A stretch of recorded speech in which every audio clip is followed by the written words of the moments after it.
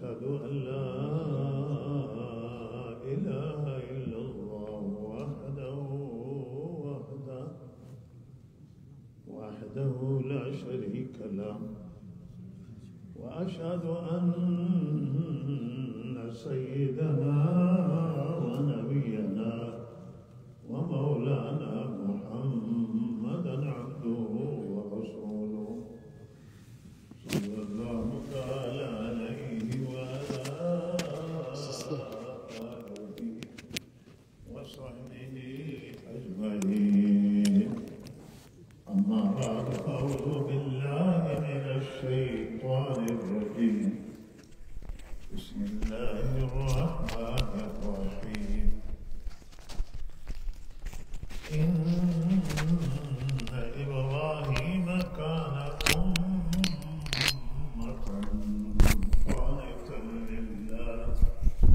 قانتا لله حنيفا ولم يكن من المشركين، شاكرا لأنعمه اجتباه وهداه إلى صراط مستقيم، وآتيناه في الدنيا حسنة وإنه في الآخرة لمن الصالحين.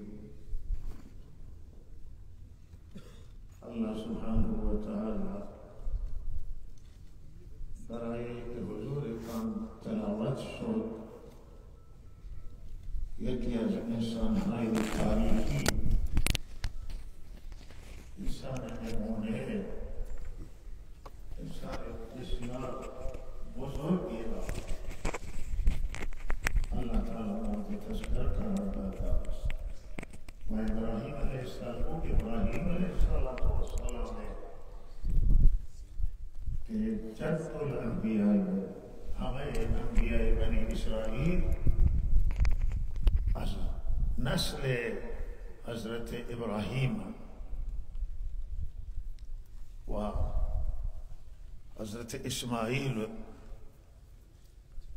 که فرزند برومند و گرامیشون هستند، دو تا فرزند معروفن، حضرت اسحاق و حضرت اسماعیل.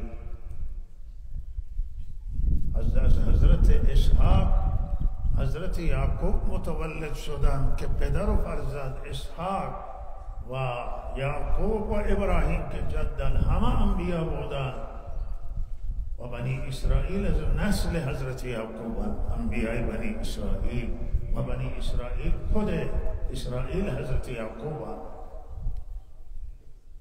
اینا نسل حضرت یعقوب. اما فرزند دیگر برومند و ارزشمندشون که حضرت اسماعیل، حضرت رسول صلی الله علیه وسلم محمد رسول الله صلی الله علیه وسلم از نسل حضرت اسماعیل، از اسماعیل و هاجره و اسحاق از حضرت سارا هستند، و خانم بزرگتر و اهلیه بزرگتر حضرت ابراهیم علیه السلام. چه انسانهای پاک، چه انسانهای بزرگ. اینجا اللہ تعالی ظرفیت حضرت ابراهیم را تذکر قرار داده که ابراهیم علیه السلام دارای چه ظرفیت کلامه و دارای چه ظرفیت بزرگی بودن. ابراهیم اللہ تعالی می فرمایند امتی بودن که امت هم به معنای مقتدا میشه گرفت که ابراهیم مقتدا بودن، امام بودن، رهنما بودن، و امت به معنای همین امتی که ما یاد میکنیم و جماعت بزرگی است. ابراهیم الله تعالی، ابراهیم فردی بودن و شخصی بودن، ولی ظرفیت یک امت را داشتن. ما میگیم که امت مسلمانی، امت حضرت رسول صلی الله علیه وسلم، چقدر این جمعیت بزرگی است، چقدر جمع بزرگی اما ابراهیم الله تعالی به عنوان امت یاد میکنن که ابراهیم انقدر ظرفیتش بالا بود، شایستگیش بزرگ بود که ابراهیم یک امتی بود. گاهی فردا که الله تعالی نظر لطفش شامل حال نباشه و بالاخره یک انسانه، یک فرده، اما همه انسان وقتی که ظرفیتش بالا میره همه انسانه، ولی یک امتی قرار میگیره. ابراهیم علیه السلام ظرفیت بالا داشت. این ظرفیت را ابراهیم علیه السلام از کجا بردن؟ ان ابراهیم کان امتا قانتا لله حنیفا. ابراهیم فرمان بردار و تابعدار الله تعالی بودن با تمام وجود. فرمان برداری الله، اگر الله دستور دادن که فرزندشون، زن و فرزندشون از سرزمین فلسطین و او سرزمین برداره و بیارد بگذاره در مکه مکرمه، ابراهیم عمل میکنه. از شهر که به نام ابراهیم خلیل، جایی که ابراهیم خلیل زندگی میکردن، شهر الخلیل، از اون سرزمین برداره و بیاره در مکه مکرمه تنها بگذاره. یک زن و یک بچه شیرخوار را. و بعد ابراهیم علیه السلام دستور داده میشه که فرزندش اسماعیل را قربانی بکنه برای الله تعالی.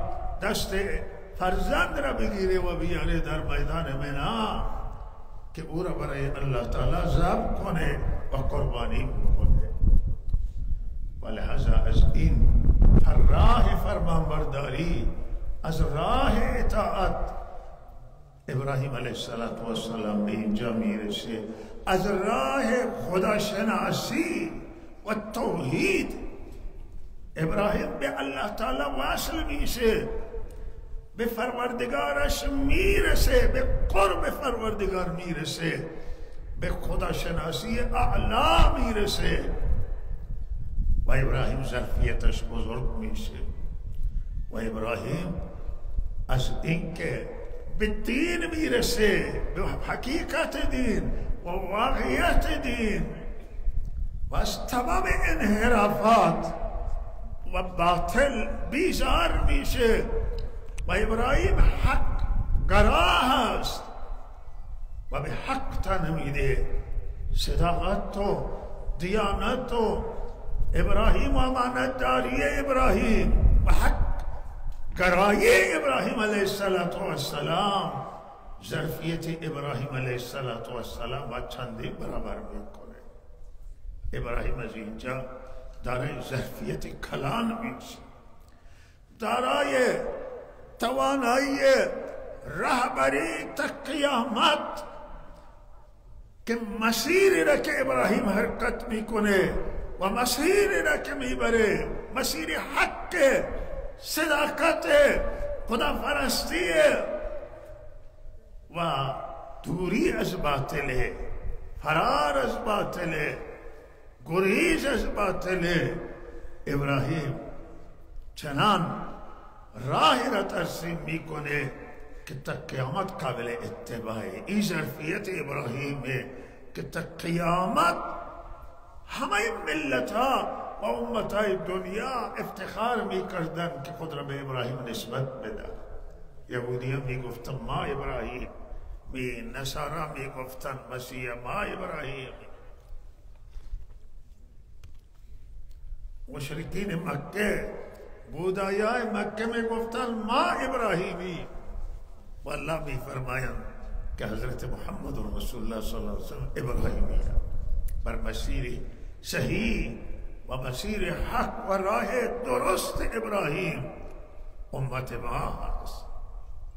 ما کان ابراهیم یهودیا ولا نصرانیا ولكن کان حنیفا مسلما. وما كان من المشركين إن أولى الناس بإبراهيم للذين اتبعوه وهذا النبي والذين آمنوا. پیروان واقعی ابراهیم اونایی بودن که در حیات خودشون از او اطاعت کردن و حضرت رسول صلی الله علیه وسلم و امت ما ابراهیمی است. چنان ظرفیت کلام الله تعالی داد و همین ظرفیت کلام بعد الله تعالی ظرفیت کلام به حضرت هاجر خانواده ایشون دادا، به حضرت سارا خانواده دیگری ایشون دادا و اینها دارای این زنان دارای چه ظرفیتی بودن، چقدر رشد کردن، چقدر ترقی کردن، چقدر ظرفیت کشف کردن. زنان هم استعداد دارن، شایستگی دارن. اگر استعدادشون شکوفا بشه و اگر علم و دانش کشف کنن، اگر هدایت و دین کشف کنن، زنان هم ظرفیت کشف میکنن و ظرفیت حاصل میکنن، میتوانن راهنما باشن، میتوانن الگو باشن، میتوانن نمونه باشن. و سیدنا رسول صلی الله علیه وسلم آن حضرت صلی الله علیه وسلم دارای چه ظرفیتی کلامی، ظرفیتی که تا قیامت همه ملت ها و امت ها نجاتشون در اقتدا به آن حضرت قرار میگیره، به عبادت آن حضرت، به اخلاق آن حضرت، به عدالت آن حضرت، به انصاف آن حضرت و به حق طلبی و حق برایی آن حضرت، به شجاعت آن حضرت، به سخاوت آن حضرت، به حقگویی آن حضرت. این ظرفیته. او کسی که مقتدای، او کسی که راهنمای قومه، او کسی که رهبر جامعه هست،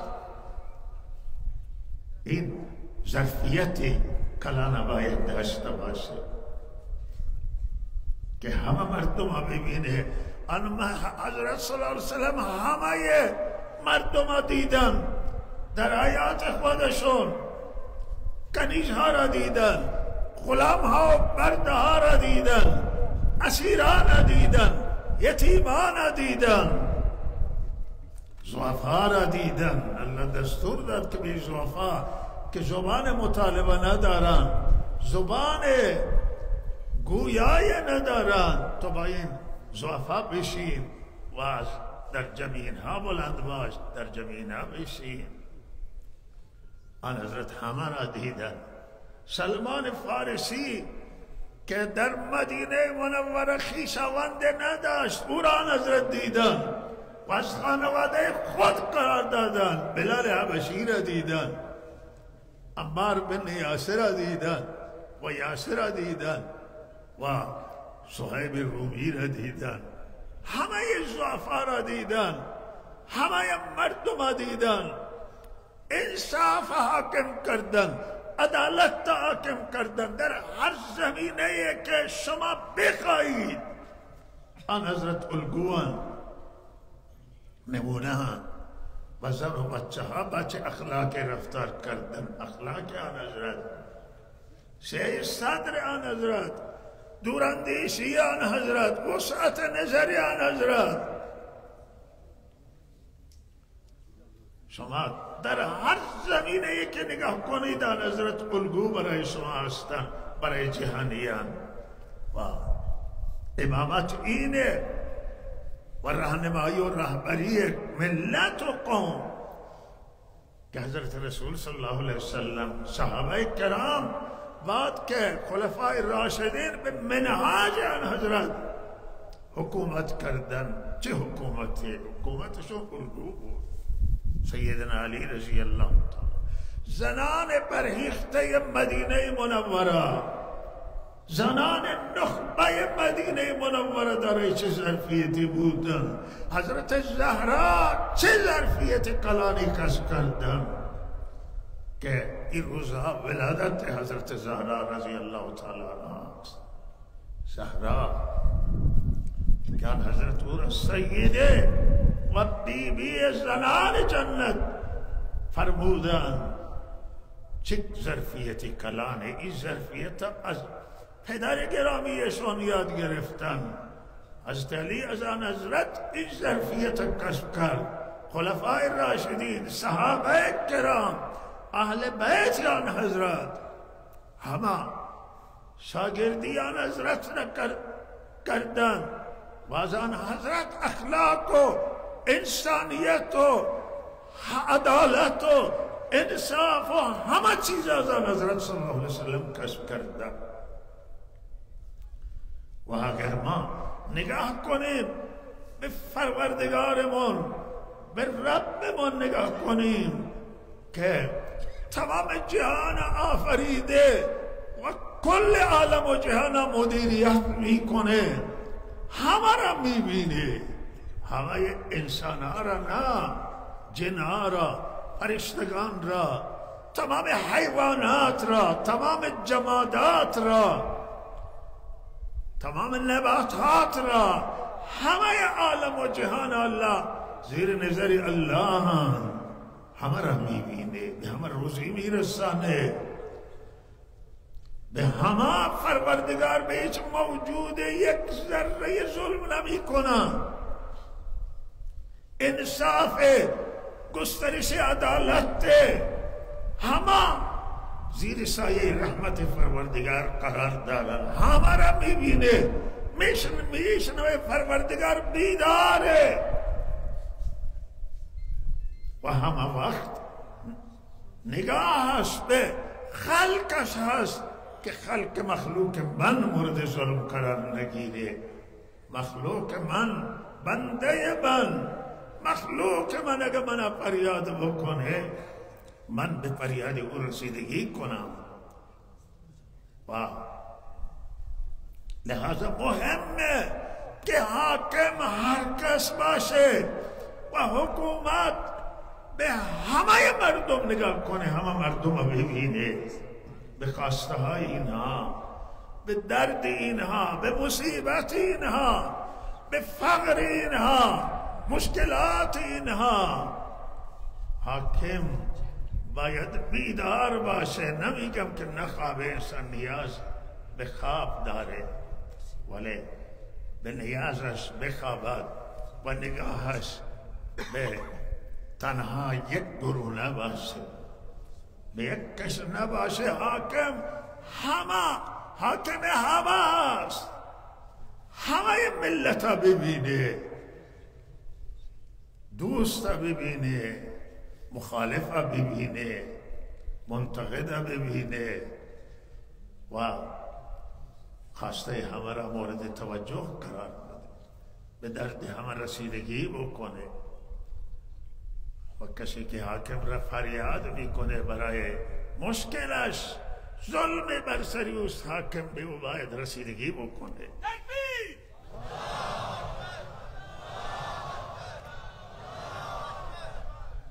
مهم هست ای که الله کسی را این نعمت عنایت کنه و مورد آزمایش قرار بده با حکومت که بر بندگان خدا حاکم باشد و او عدالت بکنه، عدل بکنه و در حکومت خود اجازه نده به کسی ظلم بشه، کسی به ناحق کشته بشه، کسی زده بشه، به کسی به انصافی بشه و دردهای اینها رسیدگی بکنه. مهمه.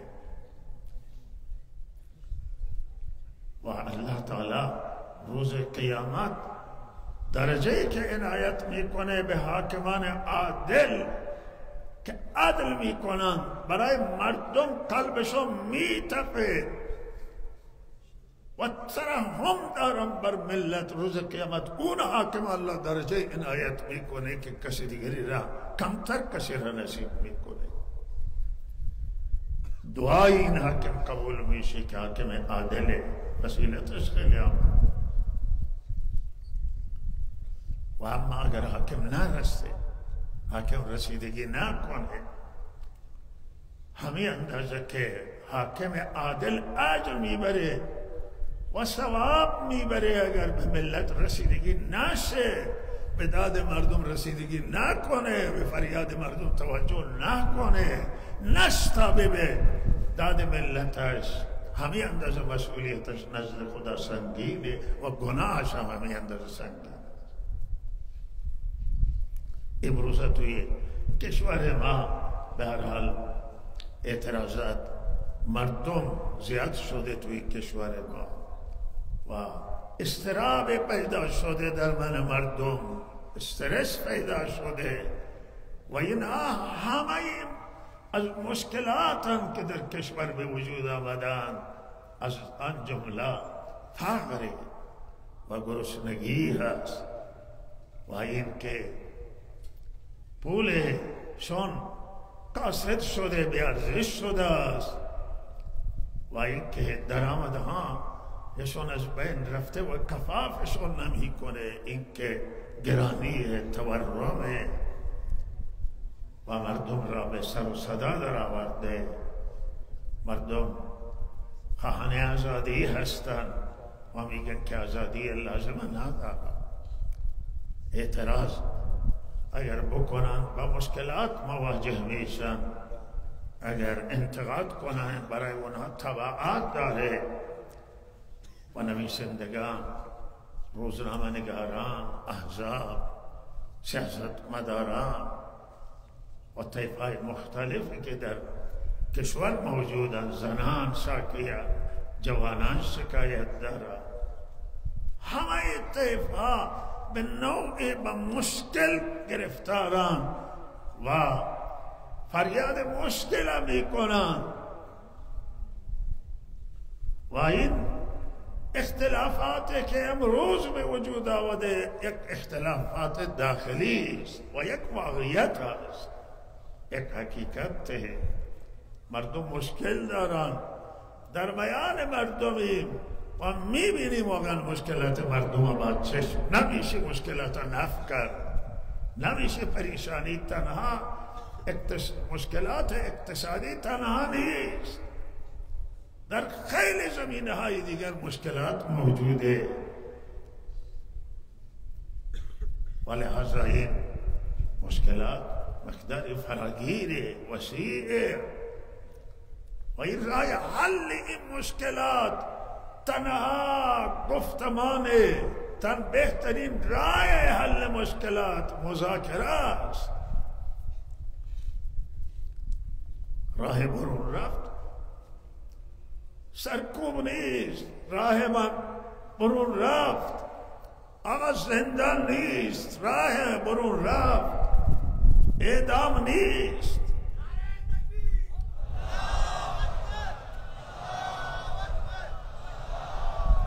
همه ما ایرانیم، همه ملت ایرانن، اینا مردم خودمون هستن، اینا جوانان خود ما هستن، اینا نسل جدیدن که از همین دانشگاه فارغ شدند، از همین مدارس آموزش و پرورش تعلیم حاصل کردن، زیر دست خودمون تعلیم حاصل کردن، جای دیگه که درس نخوندن، مشکل دارن. دانشگاهیان و اقوام، مذاهب، ادیان، ایران، کشور ایران یک کشوری که از تنوعات گسترده برخوردار است. شاید کمتر کشوری باشه که اینقدر تنوع داشته باشه. زبان ما یک دیگر را نمیفهمیم، بسیاری زبانها که صحبت میکنم یه حرف متوجه نمیشه و لحاظا اینها را همه دیدن، به همه رسیدگی کردن، عدالت بر همه اجرا کردن و اینها را مساوی قرار دادن، حقوقشون مساویه و رسیدگی خیلی مهمه.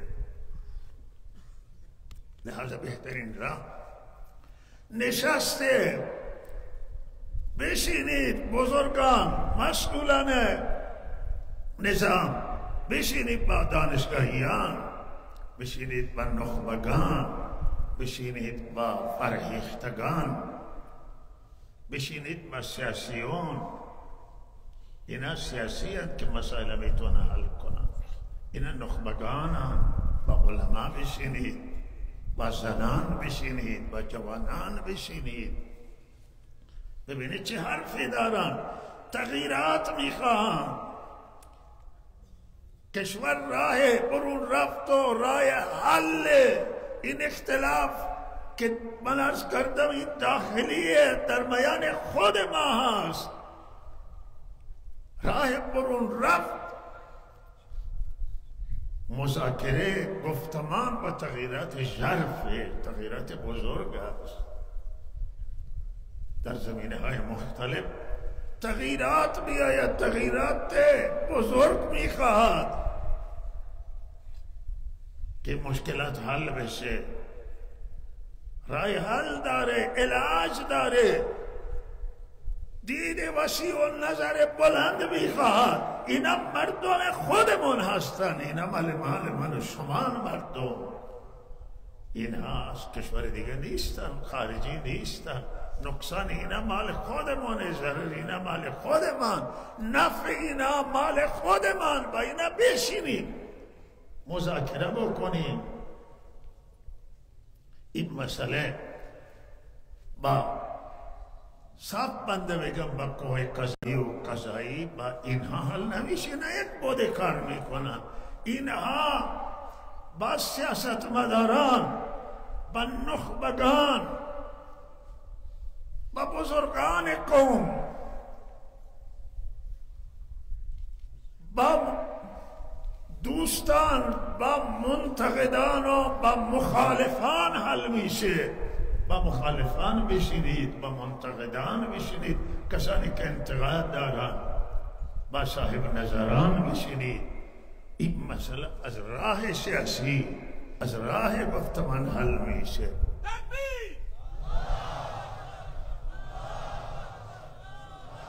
نه ائمه جمعه و خطبا میتونه این مسئله را حل کنن با سخنرانی، با واعظ، با تبیین، و نه این با مدهان حل میشه. این با صاحب حالا اینا هر یکی کاری داره. خطبا بالاخره یک کاری دارند، کارشون انجام میدن. مدهان، شعرا، ادبا کار دیگه دارن، واعظان دیگه کاری میکنن. اینجا نیاز به مغزای متفکره، نیاز به اندیشمندانه، نیاز به نخبگانه، نیاز به صاحبان تجربه و افراد دلسوزه. با اینها بشینید، با اینها بشینیم من و شما و کسی است اختلافی است و اختلاف حل فصل بکنیم. و تغییراتی که خواست ملت هست و مردم میخواهند، ملت ایران میخواهد، ملت خودتون میخواهد، خودمون میخواهد این تغییرات حاصل میشه.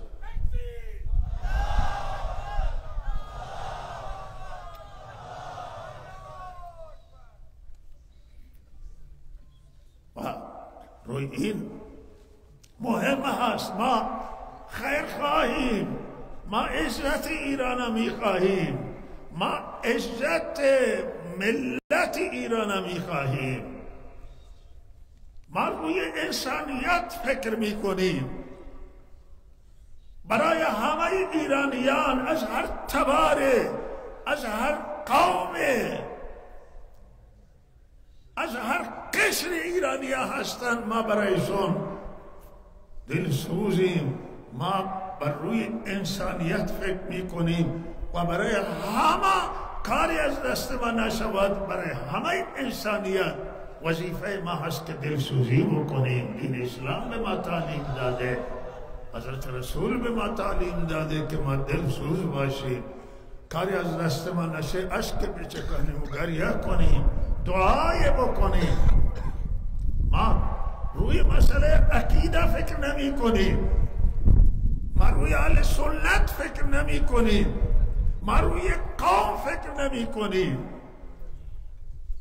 ما روی برای همه انسان و انسانیت وظیفه ما دلسوزی بکنیم. این همون تعلیمی که من بنده یاد کردم که از حضرت رسول صلی الله علیه وسلم گرفتیم. ما باید خودمون را واصل کنیم به حضرت رسول صلی الله علیه وسلم، خود را واصل کنیم به ابراهیم علیه السلام، خود را واصل بکنیم به رب العالمین، این کتاب خدا و تعلیم بندگانش و فرستادگانش. انبیا و رسول جلوی ما هست. از راه اتباع و فرمانبرداری به این روی فکر میکنیم. ما خیرخواه همه مردم ایرانیم، همه ملت ایرانیم و خودمون را مربوط به همه شما میدانیم. شما را، همه تون را از خودمون میدانیم.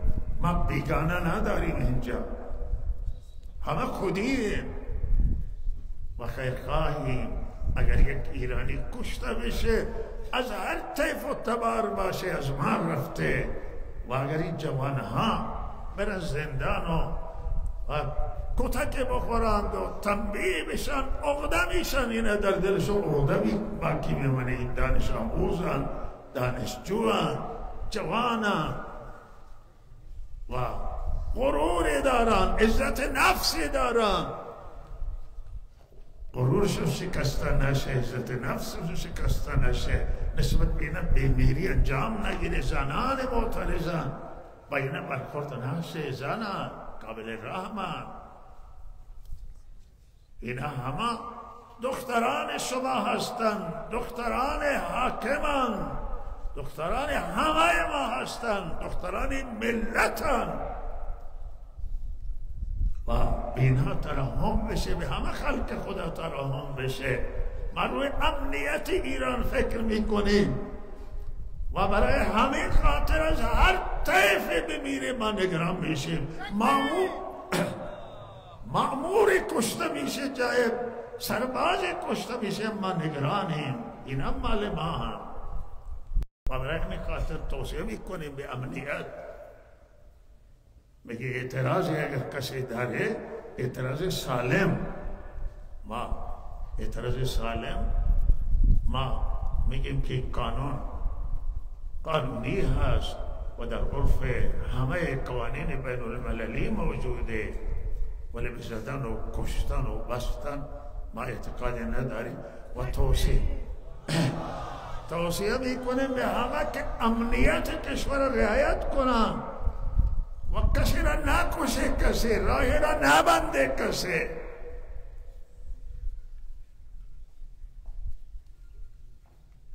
و همه ما باید روی مسئله گفتمان بیاییم. مسئولان محترم بیان ظاهر بشینن، بزرگان، سیاستمداران، مسئولان سیاسی بشینن. این کار مال اونهاست. بیان بشینن با مردم حرفشون گوش کنن و بشنون و نه عموم مردم بلکه نخبگان مردم، اونهایی که مسائل در تمام ابعاد مشکلات میدونن. و ما امیدواریم که این مشکلات الله تعالی حل بکنه و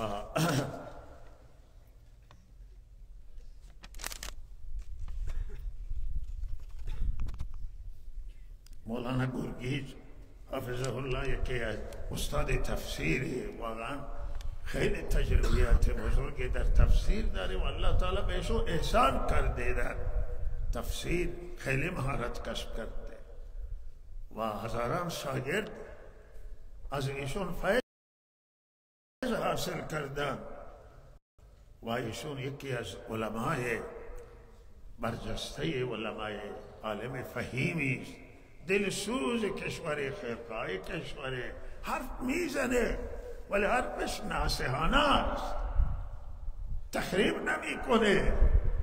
حرفهای ما که میزنیم تخریب نیستن. خیلی جاهای دنیا به این حرفها که ناصحانه و خیرخواهانه است به این تشویق میکنن و برای این که او نمازی داده بعد از 1 سالی که بالاخره نماز نداده نمازی داده احضار میشه یا به دادگاه، بالاخره این واقعا جای گلمندی هست، شایسته چنان عالم دلسوز احضار به دادگاه ویژه روحانیت نیست.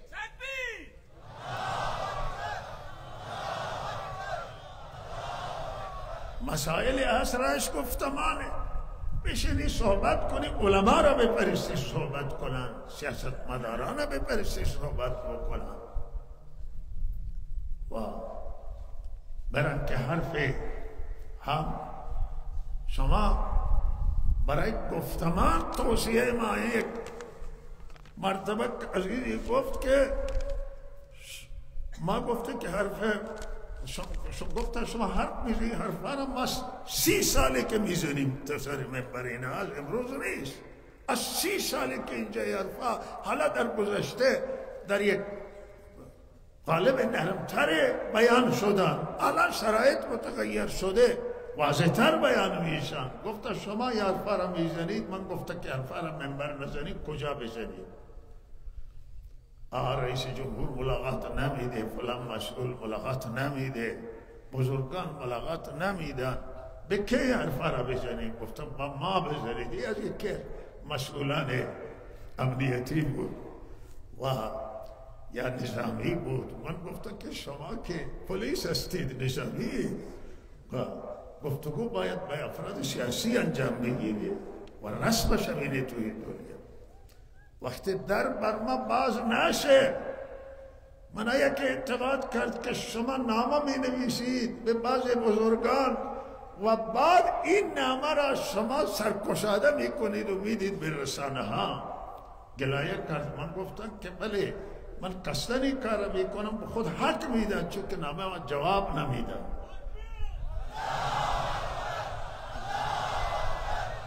اگر مسئولان رده بالا نامه را جواب بدن، نیاز نیست که ما این را رسانه‌ای بکنیم. وقتی جواب نمیدن ما مجبور میشن رسانه‌ای بکنیم.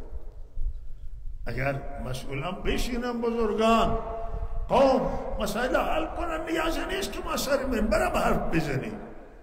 ما یه حرفا را میزنیم که درد مردمان و به هر حال ما معاهده کردیم، وظیفه من است که مردمی باشیم، در کنار مردم باشیم، با همین مردم زندگی کنیم، با همین مردم بمیریم.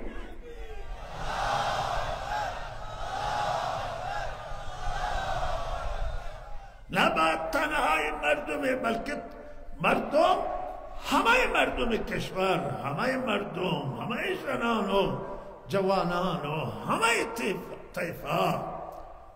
ما بالاخره حرف اگر میزنید ناصحانه هست، خیرخواهانه هست، مسائل علاج داره. چرا به علاجش فکر نمی کنید؟ به علاجش فکر کنید، به این مسائل بشینید و اینطور نباشه که مسئولان خودشون نیاید، بفرستن کسانی را که با اونا نمیشه حرف زد. بالاخره شما نمیتونی حرفتون با یک قاضی بزنی، نمیتونی حرف با یک نظامی بزنی، چون حرف با یک مسئول سیاسی بزنی و اینها باید بیاید در میان مردم بشینند، حرف مردم گوش کنند و ما مسائل حل بشه. الله تعالی توفیق. امروز سردی فوق العاده هست و قرار بود که ما زودتر نماز بخونیم و ما امیدواریم که مسائل از پنجره و دریچه وسیع‌تری دیده بشه و دورتر ما نگاه بکنیم، دوراندیشی باشه. و من توصیه میکنم که کسانی که حرف میزنن گاهه و صحبتی هست توهین نکنم. به رسانه ها هم من توصیم همینه که توهین نکنم به کسی و رهت کنم مسائل کسی داره از روی استدلال، از روی منطق حتی کسی رجع شعاری هم میده هم مشکلات شعار میده و با حرف آزادی را بزنه، حرف عدالت را بزنه، حرف اقتصاد را بزنه، حرف آبادانی را بزنه و به شخصیت ها بزرگان قوم توهین نباشه. و این اعتقاد ما هست، این نیست که سیاست ما نیست، این اعتقاد ما. اخلاق خیلی مهمه، ما مسائل اخلاقی رعایت کنیم، ما با مسائل اخلاقی دنیا را میتونیم فتح بکنیم. مسلمان فتح کردن با عدالت، دنیا را مسلمان فتح کردن با حق گرایی، با صداقت، با امانتداری و به خودمون اجازه نمیدیم یک سر مو از حق تجاوز کنیم. از صداقت اگر یک حرف صادقانه نباشه به ما تذکر بدن، واقعیت داشته باشه ما اصلاح میکنیم. او بنده خدایی که مسجد مکی را زرار گفته بود و این سبحان الله تعجب کردیم که چگونه کسی جرأت کنه ادعای اسلامی داشته باشه و خانه خدا را زرار بده.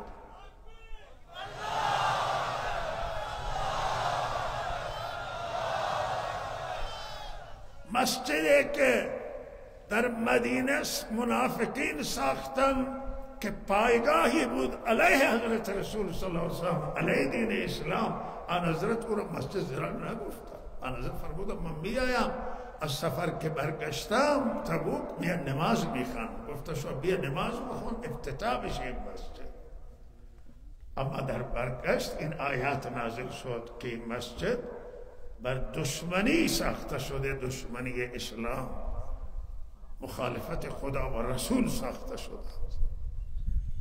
شما میدانید که مسجد مکی را با چه نیت اساس گذاری کردن حضرت علامه مولانا عبدالعزیز رحمه الله تعالی؟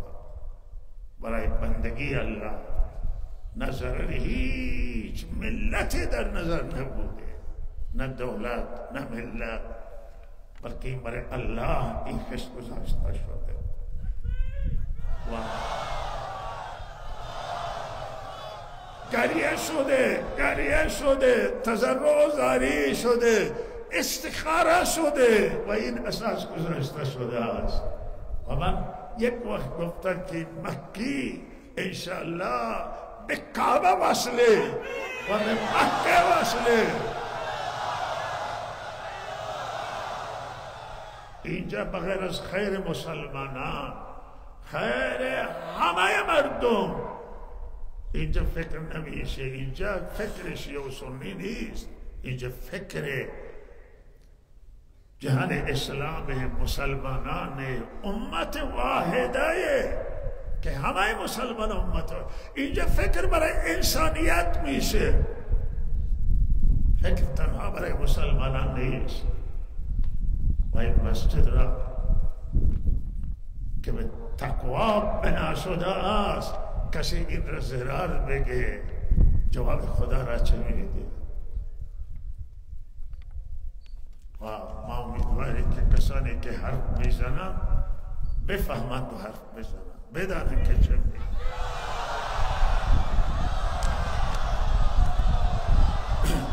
الله تعالی به همه ما توفیق عمل عنایت کنه.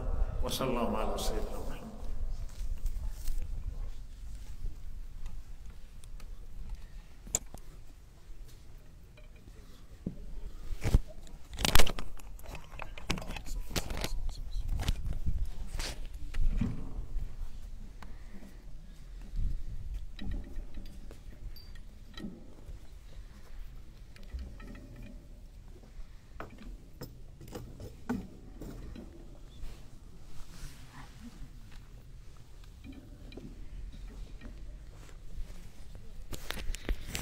الله أكبر الله أكبر الله أكبر الله أكبر. أشهد أن لا إله إلا الله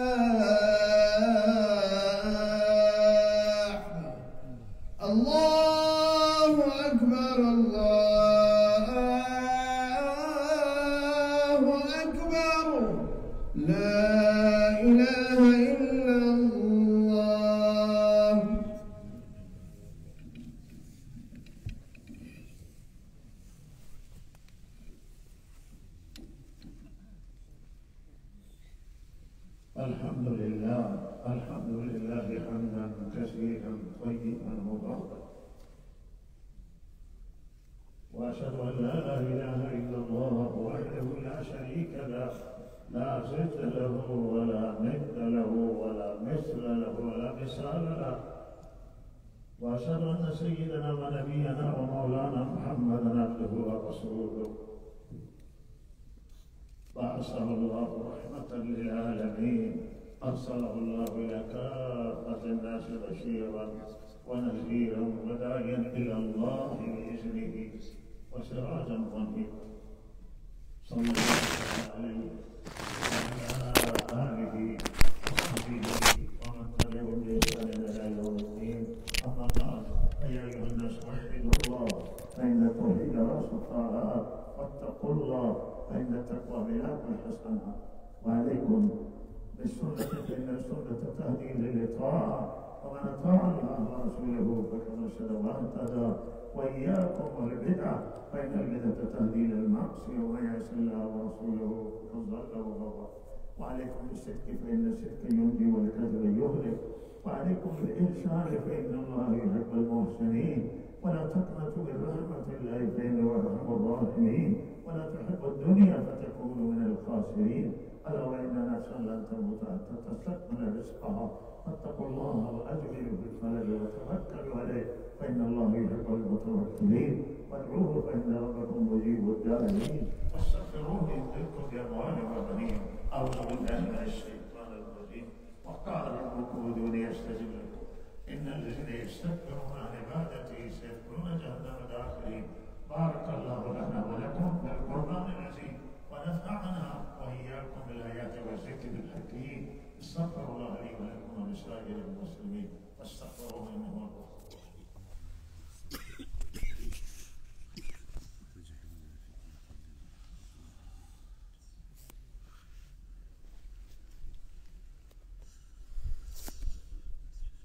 الحمد لله نحمده ونستعينه ونستغفره ونؤمن به ونتوكل عليه، ونعوذ بالله من شرور أنفسنا ومن سيئات أعمالنا، من يهده الله فلا مضل له ومن يضلله فلا هادي له، وأشهد أن لا إله إلا الله وحده لا شريك له، وأشهد أن سيدنا ونبينا ومولانا محمدا عبده ورسوله، صلى الله تعالى عليه وعلى آله وصحبه أجمعين. ما بعد، أعوذ بالله من الشيطان الرجيم.